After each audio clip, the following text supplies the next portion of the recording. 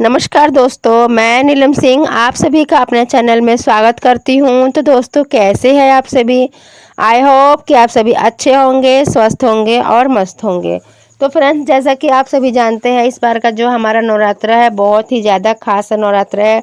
बहुत ही ज़्यादा इस नवरात्रों को महत्व दिया गया है, क्योंकि जो ये हमारा नवरात्र है ना, ये पूरे के पूरे हमारे 10 दिनों के, ठीक है। हर साल क्या होता था कि नवरात्रि जो हमारी तिथि थी, कभी घटती थी कभी बढ़ती थी, लेकिन इस बार क्या हुआ है कि हमारी जो नवरात्रि है पूरे के पूरे 10 दिनों के, ठीक है।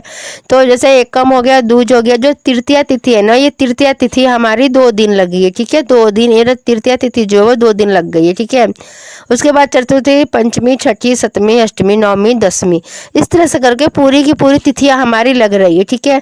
तो ये नवरात्र हमारा बहुत ही ज़्यादा खास है, क्योंकि हर बार तो एक कम हो जाता था या एक ज़्यादा हो जाता था, इस तरह से मतलब हो जाता था। तो जो आज की वीडियो है ना, इसी से रिलेटिव है।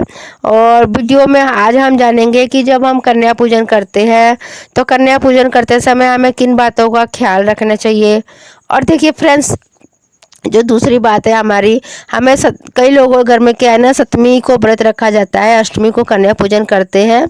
और कई जगहों पर क्या होता है, तो फ्रेंड्स आप सबसे एक छोटा सा रिक्वेस्ट है कि प्लीज़ यदि आप चैनल पर नए हैं तो चैनल को सब्सक्राइब कर लीजिएगा, वीडियो को लाइक कर दीजिएगा, कमेंट बॉक्स में जय माता दी जरूर लिखिएगा। देखिए दोस्तों, अष्टमी तिथि को भी कन्या पूजन किया जाता है, ठीक है। नवमी तिथि को भी किया जाता है।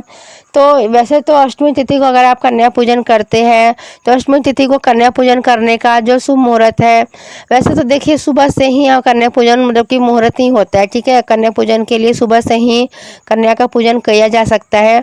सुबह से लेकर दोपहर के 12 बजे तक हम कन्या पूजन अष्टमी को कर सकते हैं, ठीक है। और देखिए, जो अष्टमी को व्रत रखते हैं तो वो नवमी के दिन कन्या पूजन करें। और कन्या पूजन का जो नवमी के दिन है वो पूरे दिन ही हम कन्या पूजन नवमी के दिन में कर सकते हैं, ठीक है। जो 12 बजे का समय है, तो 12 बजे का समय आप बंद कर दीजिएगा, 12 से 2 के बीच में। उसके बाद जिसको समय नहीं लग पाता सुबह में कन्या पूजन करने का, तो वो शाम को भी कन्या पूजन कर सकते हैं नवमी को, ठीक है। और देखिए, क्योंकि जो 9 दिनों का व्रत रखते हैं ना, तो वो कई बार क्या होता है कि जो 9 दिनों का पूरे व्रत रखा हुआ है, तो आप शाम को भी कन्या पूजन कर सकते हैं, नहीं तो सुबह में कीजिए तो बहुत ही अच्छी बात है। तो फ्रेंड्स देखिए, उदय तिथि के अनुसार 1 अक्टूबर को दिन है बुधवार। 1 अक्टूबर बुधवार को हमारी नवमी तिथि पड़ रही है। तो हम नवमी तिथि के दिन सुबह से कन्या हम खिला सकते हैं, ठीक है। तो 12-1 बजे तक कन्या इसमें हम खिला सकते हैं, हमारी नवमी तिथि है। उसके बाद में क्या है ना, 10वीं तिथि लग जा रहा है, ठीक है। तो अब आप अपना समय देख लीजिएगा, जिसको जब समय मिल जाए तो आप कन्या पूजन कर सकते हैं, ठीक है। और देखिए, कन्या पूजन करने से पहले नवमी तिथि को आप सुबह में जल्दी उठ जाइए। जल्दी उठ करके घर की साफ सफाई करने के बाद में सभी अपने जो माता रानी के पास जो भी अपने भगवान रखे हुए हैं, जो भी मूर्तियाँ वगैरह अलग से रखी है, सभी देवता देवी देवता लोगों को अपना स्नान करवाइएगा, भोग लगाइएगा, दिया बत्ती कीजिएगा, पूजा कीजिएगा। और शुद्ध और सात्विक होकर के भोजन बनाइएगा माता रानी का। भोजन बनाने से पहले आप एक बार ही सभी कन्याओं के घर पे न्योता दे करके जरूर आइएगा कि आज हमारे घर पे आप सभी कन्याओं को भोजन करने चलना है, ठीक है। और न्योता देने के बाद में आ करके फिर आपसे माता रानी का आप लोग भोग बनाइएगा, ठीक है। और उसके बाद में फिर जा कर के सभी कन्याओं को ले आइएगा, ठीक है। और देखिए, एक बात का ध्यान रखना कि जब भी आप कन्याओं को भोजन बनाते हैं तो भोजन में लहसुन प्याज वगैरह का प्रयोग ना करें, ठीक है। क्योंकि देखिए, नवरात्रि के दिनों में ना हम लोग तो लहसुन प्याज वगैरह नहीं खाते हैं। और ज़्यादातर मैं यही जानती हूँ कि ज़्यादातर मेरे भाई बहन जो भी है वो लहसुन प्याज वगैरह नहीं खाते होंगे।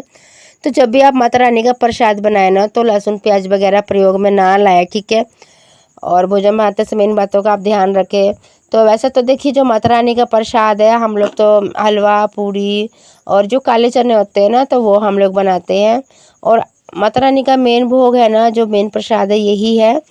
तो आप लोग देख लीजिएगा आपके यहाँ क्या बनता है। कई जगहों पर खीर पूड़ी भी बना करके दी जाती है।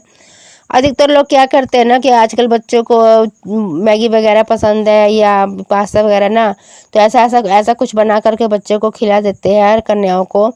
तो ऐसा नहीं करना चाहिए, ठीक है।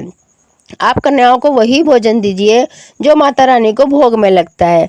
और जबकि माता रानी का जो भोग है वो हलवा पूड़ी और काले चने होते हैं, ठीक है। तो आप कन्याओं को यही दीजिए, ठीक है। और दूसरी बात क्या है ना कि देखिए, जब भी आप कन्याओं को भोजन कराइए तो भोजन कराने के बाद उनको एक गिफ्ट में कुछ तो ज़रूर दीजिए। गिफ्ट में कुछ मतलब कि जैसा कि आजकल मार्केट में और वैसे ऑनलाइन से कितने ही कन्याओं को मिल जा रहे हैं, पूरा का पूरा सेट मिल जा रहा है। तो कन्याओं को आप गिफ्ट दीजिए जिससे कन्याएं खुश हो जाए। और जब कन्याएं खुश रहेंगी तो आपके घर पे माता रानी का आगमन जल्दी से जल्दी। और देखिए फ्रेंड्स, जैसे आपके यहाँ जो परंपरा होगी ना, आप अपनी परंपरा के हिसाब से ही अपना कीजिएगा, ठीक है। जैसे आप हर साल करते आए हैं उसी तरह से ही कीजिएगा, ठीक है। क्योंकि हर जगह का अलग अलग अपना अपना परंपरा है, रीति है, रिवाज है। तो आपको हमारा ये वीडियो कैसा लगा कमेंट बॉक्स में ज़रूर बताएं, और ये ज़रूर बताएं कि आप वीडियो